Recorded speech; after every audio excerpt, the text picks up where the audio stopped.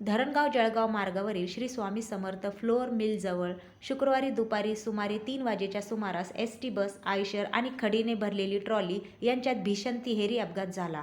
या अपघातात 8 जण गंभीर जखमी झाले असून त्यांना तातडीने जळगाव येथील शासकीय रुग्णालयात उपचारासाठी दाखल करण्यात आले आहे.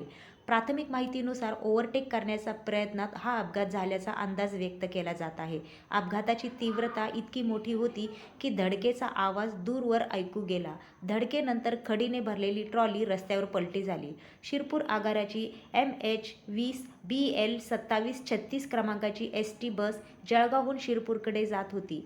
त्याच दिशेने खडीने भरलेली ट्रॉली धरणगावकडे जात होती. दरम्यान MH-18 BZ 3232 क्रमांकाचा आयशर धरणगावहून जळगावकडे येत असताना श्री स्वामी समर्थ फ्लोअर मिलजवळ तिन्ही वाहनांची भीषण धडक झाली. अपघातानंतर रस्त्याच्या दोन्ही बाजूंना वाहनांच्या लांबच लांब रांगा लागल्या होत्या. घटनेची माहिती मिळताच धरणगाव पोलीस स्थानकाचे पथक तात्काळ घटनास्थळी दाखल झाले. पोलिसांनी जखमींना मदत करून वाहतूक सुरळीत करण्यासाठी तत्परतेने कार्यवाही केली.